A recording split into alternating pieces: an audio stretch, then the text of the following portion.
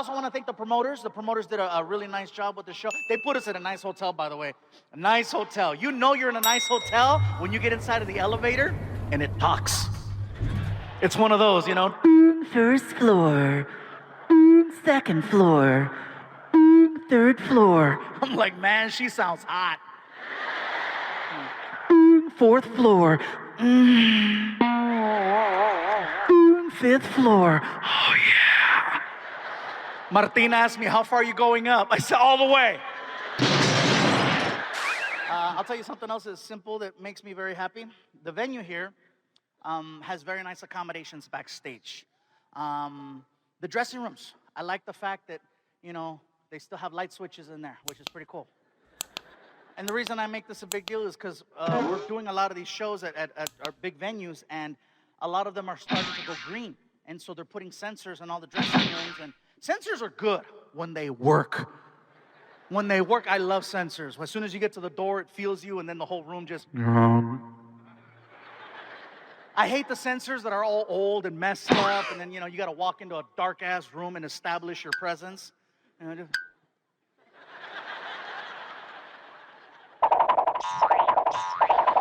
And if you're lucky, and then 8 seconds later, some don't stop there. Some keep going, you know. I like the fact that when I washed my hands earlier, there's knobs. I like it. You know, I can control the temperature. I can control the pressure. That's great. Some places take that away from us, and then they replace it with a sensor. And, you know, it's hard enough being a comedian, but now I got to be a magician.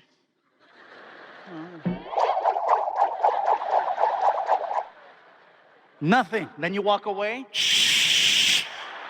I feel like there's someone behind the mirror messing with me, like, watch this. Some places stop there. Some places keep going.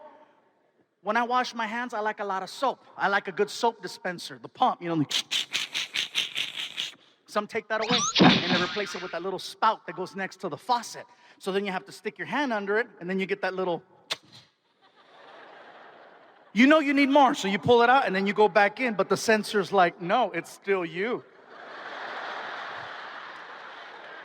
Now you got to trick it, you know. Once you do get enough soap on your hands, now you got to rinse it off, but you can't because the timer for the water's timed out. So now you have to back up, and then you have to reintroduce yourself to the sink.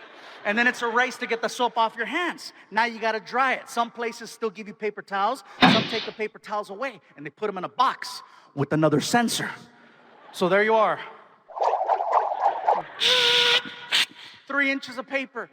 3 inches of paper. You can't do anything with 3 inches. Ask any woman, they'll tell you. So there you are. You know. I need control. I need power. I need the crank. You know.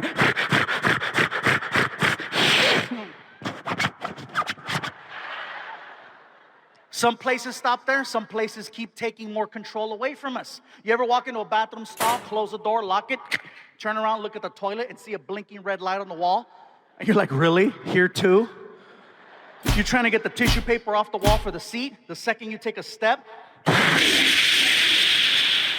I didn't even do anything. You get the paper.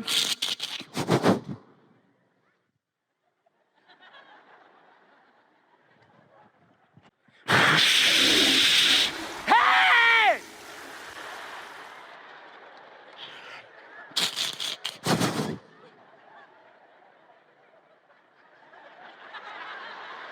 You turn around and you put it on like a cape. And then you let it slide down your back while you slowly try to time it just right. And just as you're about to sit on the toilet, somebody always walks into the bathroom and distracts you. Huh? But it's too late. Your knees are bent. And unless you do CrossFit, you're not coming back from that shit.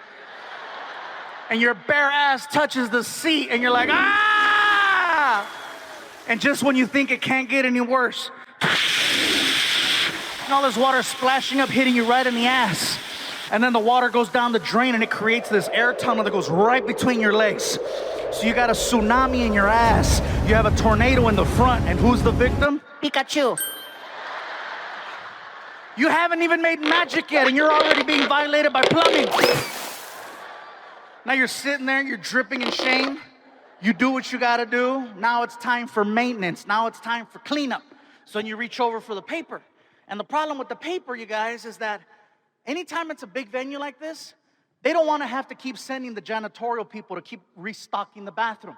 So instead of putting a human-size toilet paper roll inside of the human-size toilet paper roll dispenser, they go to Costco or Sam's Club and they get one of those big old gorilla rolls, right? And they force it in there. And then they close the door on it. And it's just big wheel locked in place. And you can't find where it starts because they glue it. You're trying... Out of desperation, you pull out your car keys and you cut into the side of it like a bag of cocaine on Narcos. Then you get the paper. You try to wipe. Ah! Give it 1 year, Austin. 1 year. They're going to take full control of the bathroom. You're going to be sitting there. You're going to be doing what you got to do. And then you're going to look over at the toilet paper and you're going to think of me. You're going to think of me, because watch, I'm predicting it right now. A year from now, you're going to look at the toilet paper, and you're going to see a blinking red light on it. And you're like, oh my God, he called it. And you're going to be sitting there, and you're going to, oh man. One sheet.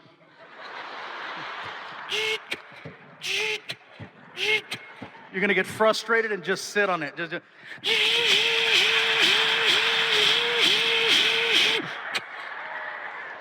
Sorry, I know that was a lot of culo right there.